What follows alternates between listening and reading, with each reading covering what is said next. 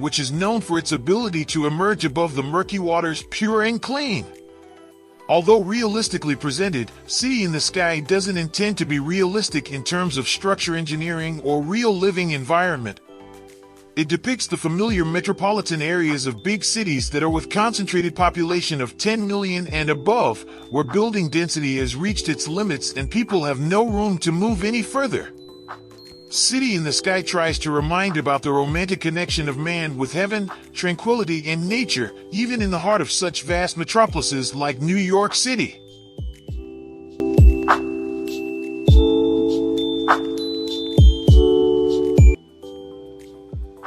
The Icon City project in 2018, Akon revealed his plans of creating a futuristic city in the mold of Wakanda, a fictional place depicted in the Black Panther movies and comics. Recently, he said the plans were gathering steam post-COVID. Senegalese-American singer Akon, in an interview with the BBC on Saturday, said that despite numerous disruptions, the ambitious project of building his city, Akon City, in Senegal, is moving forward. However, little progress has been made since the 2018 announcement, and the site where the metropolis is supposed to be built remains a waste ground, according to the BBC report. In the interview, the singer blamed the outbreak of the coronavirus pandemic for the delay and said, "We're trying to get the city built as fast as possible."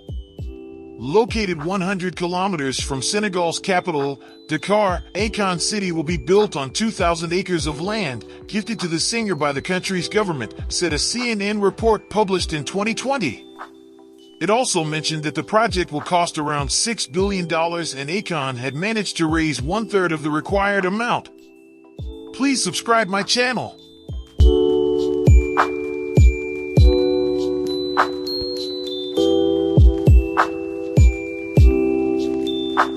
A futuristic city of the Philippines. New Clark City is a new planned city currently being developed on a former military base in the Philippines by the base's Conversion and Development Authority, BCDA, and various private sector companies.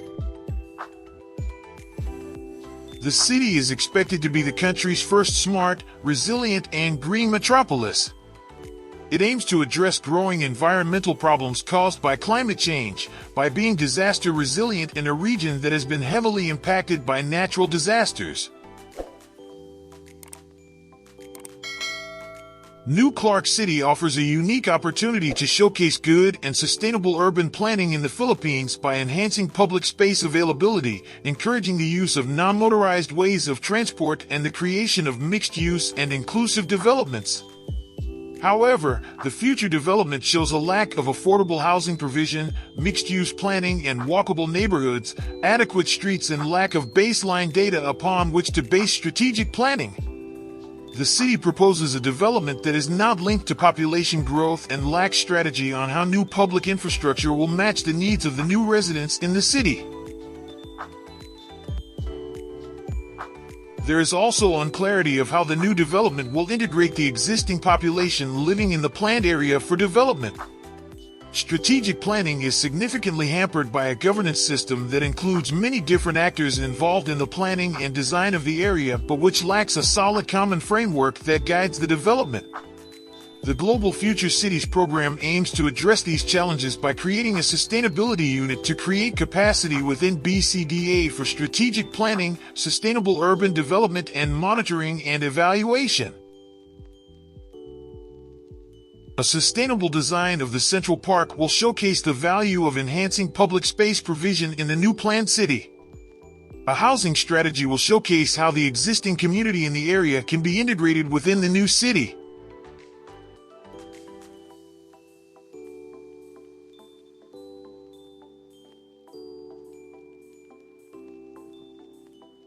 The Mountains of Neom is one of the most ambitious engineering builds taking place in the Kingdom of Saudi Arabia within decades. That says a lot, considering the world-class projects are built in the kingdom annually. A unique year-round mountain destination in Neom. Trojeno will be an iconic, world-class destination, blending natural and developed landscapes and offering unique human-centric experiences for residents and visitors alike. The destination will house 6 distinctive development districts centered around tailored experiences that blend real with virtual architectural and engineering innovations, all to create a destination like no other on Earth. Trojena is part of NEOM's regional plan, located 50 kilometers from the Gulf of Aqaba coast in the heart of our nature region, with elevations ranging from 1,500 m to 2,600 m and covering an area of nearly 60 square kilometers. Number 10. Fluid architecture. One cannot begin writing about futuristic design concepts without recalling Zaha Hadid's faultless designs or Frank Gehry's parametric structures. We have reached a point where architecture may be more than just a structure icon, be a work of art in and of itself. Something to think about. The loose and whimsical style of fluid architecture takes precedence over the function of the building. In contrast to modern building, aesthetics are crucial. Fluid architecture advances building processes and formal variety by leaps and bounds. Yet this is only the beginning. Number 9. Vertical gardens. When open spaces shrink due to the increased usage of concrete, steel, and glass, gardens must also rise vertically. This technique offers a long-term solution to the city's rising needs. A vertical garden can be anything from a plant mat to a green facade to urban farming. Water reclamation and solar energy collecting are both beneficial byproducts of the same. In addition, each homeowner can enjoy a small piece of outdoor open space for themselves. Number 8. Subterranean architecture. Subterranean architecture is not a new concept. Throughout the dawn of time, humans have lived in caves and tunnels. With cities becoming increasingly congested, building basements can be used for more than just parking. Subterranean structures can provide significantly better spatial isolation than normal superstructures. The rock-cut constructions, which can be transformed into modern structures, exude serenity and tranquility.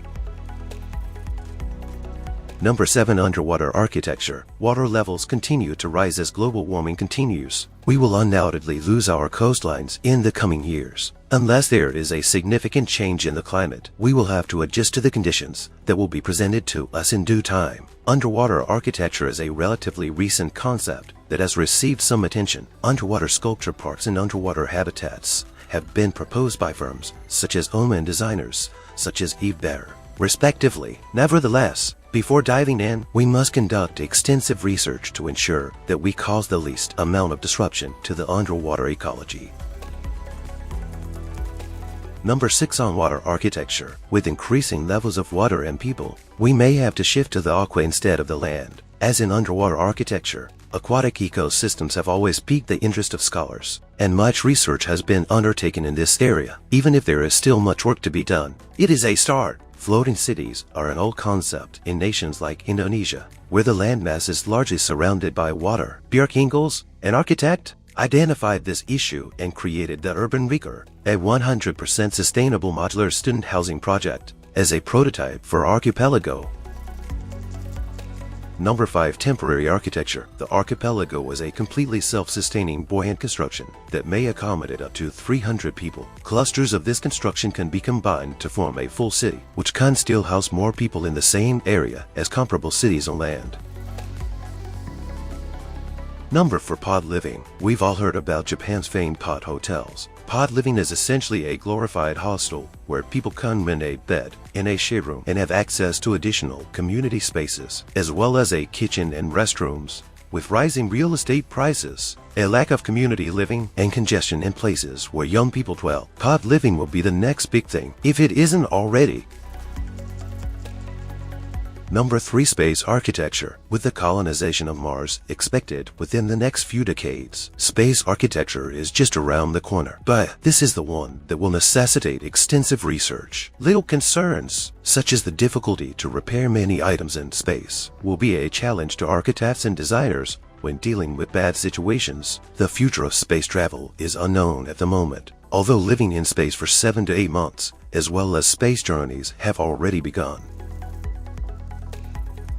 Number 2. Adaptive reuse. Adaptive reuse has been around for a while. Adaptive reuse is architecture that leverages existing constructed infrastructure and gives it a new meaning. Whether it is the High Line in New York or the little ruined pubs in Budapest, this is a very sustainable design approach. There is no waste, and the new improvements have a lower carbon footprint when former geeks are converted into art museums, cafes, office spaces, lofts, shopping complexes, and studios. This is a really helpful technique.